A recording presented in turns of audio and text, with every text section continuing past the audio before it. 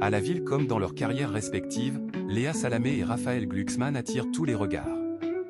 Une influence qui leur vaut désormais un surnom plutôt flatteur, mais qui ne semble pas vraiment séduire l'homme politique. L'été est studieux, même sous le soleil corse. Comme chaque année, Léa Salamé et Raphaël Glucksmann ont posé leurs valises en Haute-Corse pour profiter de quelques jours en famille avant une rentrée qui pourrait bouleverser leur quotidien.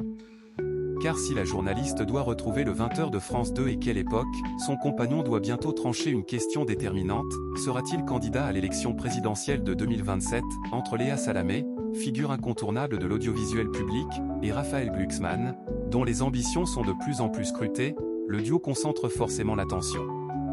Au point que le quotidien britannique The Telegraph les a récemment qualifiés de « couple le plus puissant de France ».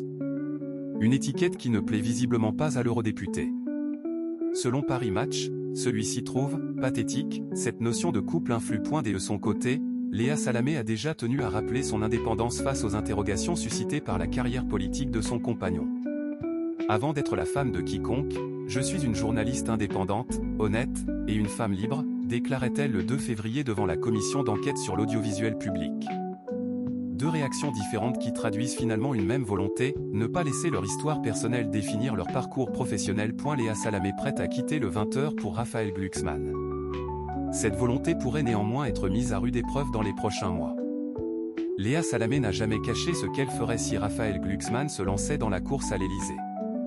Si Raphaël Glucksmann est candidat, je sors de l'antenne immédiatement. Je ne m'accroche pas, avait-elle assuré devant cette même commission. Une décision dont son compagnon mesure pleinement les conséquences. Le 31 mai, invité du grand jury sur RTL, Raphaël Glucksmann avait tenu à saluer la carrière et l'indépendance professionnelle de Léa Salamé. Il avait également reconnu qu'une éventuelle candidature représenterait un sacrifice immense pour elle. En juin, auprès du Parisien, il rappelait encore « Elle a annoncé que si j'étais candidat elle arrêterait le JT le jour même ». Pour l'heure, ce scénario reste hypothétique.